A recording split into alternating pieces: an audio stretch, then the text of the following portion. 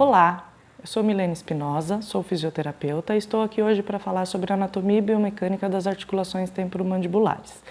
Um tema um pouco esquecido pelo fisioterapeuta e de suma importância, pois muitos pacientes têm disfunções nessa articulação e isso é muito relevante no dia a dia do fisioterapeuta. Então precisamos entender um pouquinho como essa articulação funciona para que podemos tratá-la. Bom, qual é a principal função da ATM? A ATM ela faz parte do sistema estomatognático e a sua principal função é a mastigação, a fonação e a deglutição. Então, precisamos entender como que ela funciona, pois ela é uma articulação muito utilizada por todos no dia a dia. E quando ela tem uma disfunção, o impacto na qualidade de vida do paciente é muito grande, principalmente relacionadas a essas três funções principais. Ela tem como função relativa a mímica facial, a expressão facial e também a parte de estética. Bom, vamos conhecer como que ela funciona. São 5 movimentos que a ATM faz.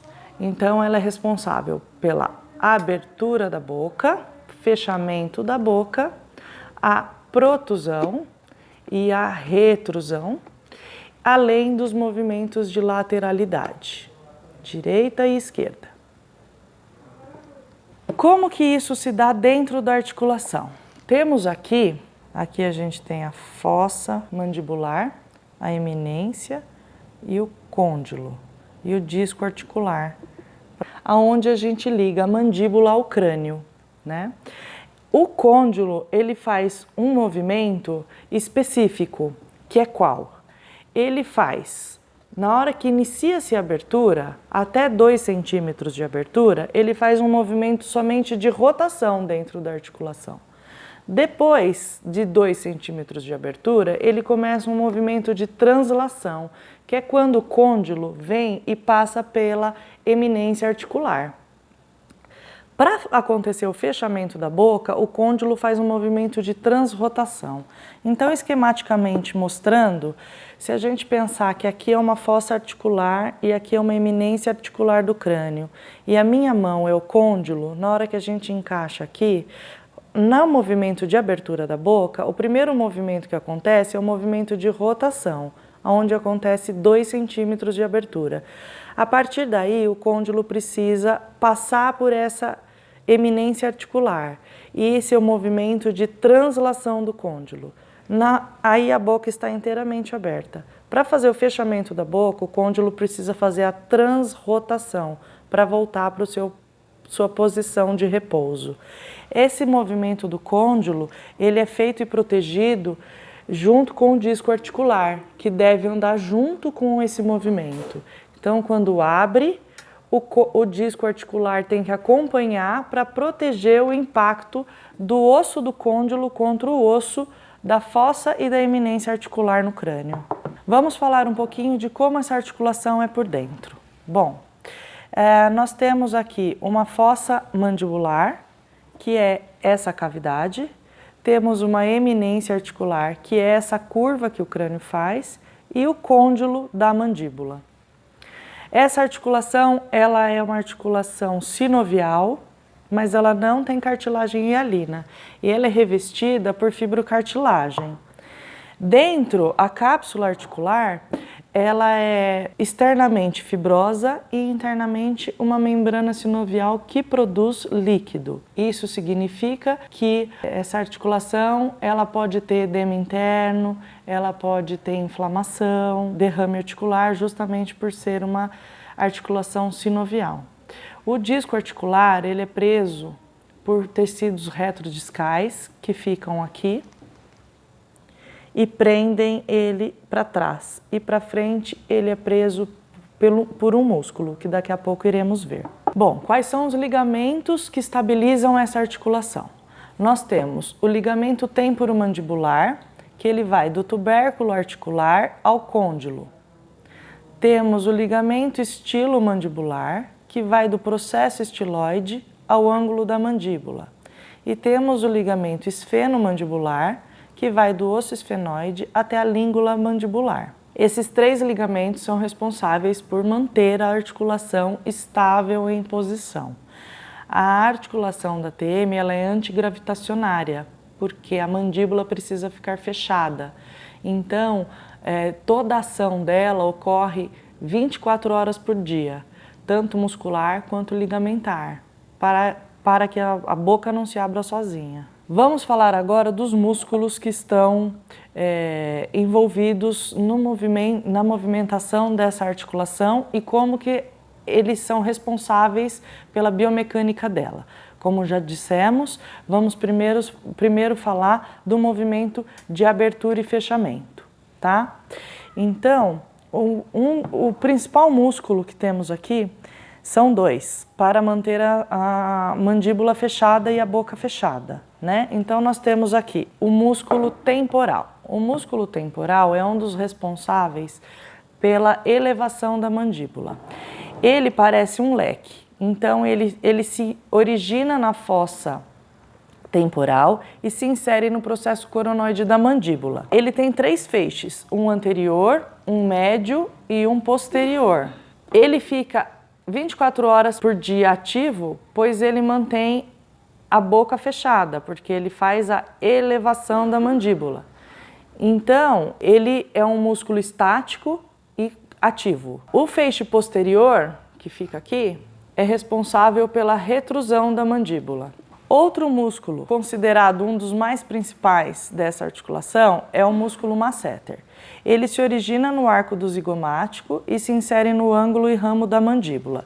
Ele é um músculo retangular que é responsável pela elevação e pela protusão da mandíbula. Então, ele é um músculo diferente do temporal, que é um músculo estático, ele é um músculo dinâmico, porque ele mantém o tempo inteiro o fechamento e ele que faz a força de mordida, que falaremos daqui a pouco. Temos também o músculo pterigóide medial. Esse músculo nós só vemos ele aqui por baixo.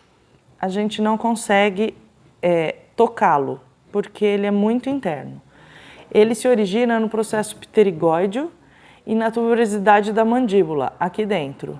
E a inserção dele é no ângulo e o ramo mandibular pelo lado de dentro. Como vocês podem ver na imagem, ele é um retângulo, mas diagonal, por dentro da mandíbula. E ele é responsável por fazer a elevação da mandíbula, a protusão, e ele é um músculo acessório para fazer a lateralização. O próximo é o pterigóide lateral. O pterigóide lateral, ele é um músculo também interno, de pouco acesso para a palpação. Ele se origina no processo pterigóideo, na lâmina lateral, na asa maior do esfenoide.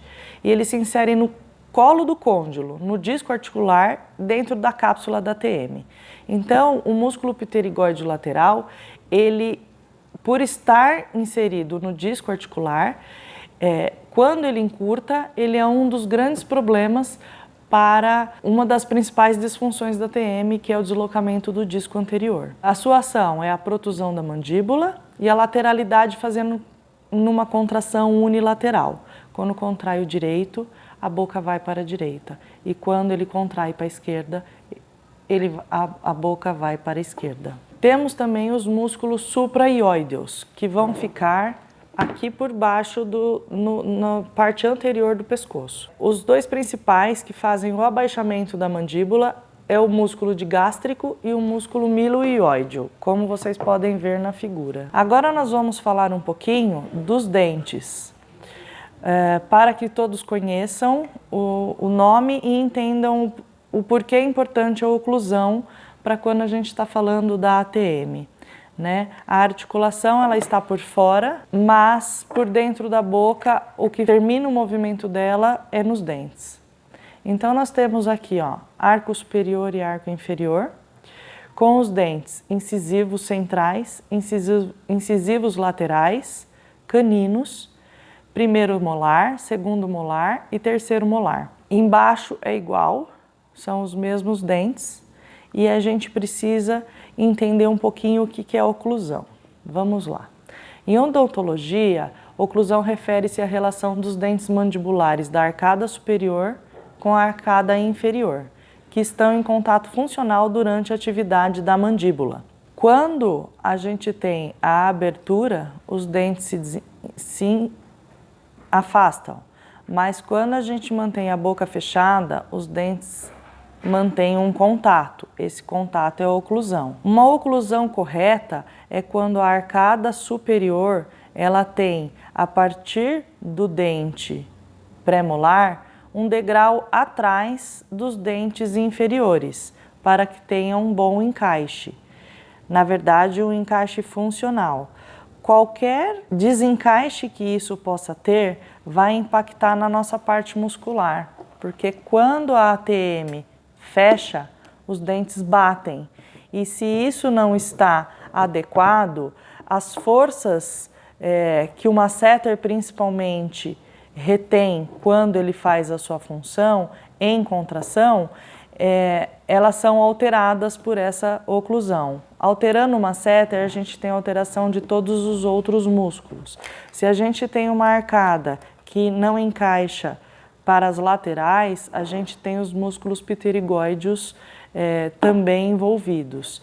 Então, nós precisamos entender um pouquinho do que é essa oclusão, devemos avaliar superficialmente ou trabalhar em conjunto com um profissional dentista para que o paciente possa ter uma reabilitação adequada. Então, quando nós avaliamos essa articulação, a gente tem que entender um pouquinho como que ela funciona internamente, quais são os músculos que estão intimamente relacionados aos movimentos que ela faz e também entender a importância dessa função que ela tem. Além de pensar como que está essa oclusão dos dentes, para entender da onde está vindo o problema do paciente, né?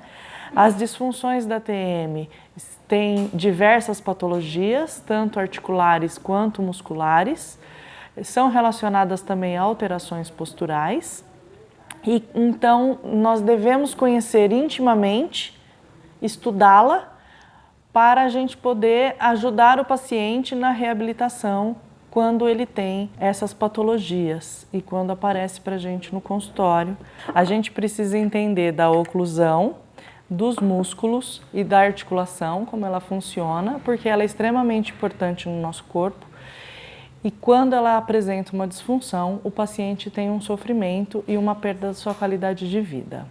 Espero ter contribuído um pouquinho e tenham bons estudos. Obrigada.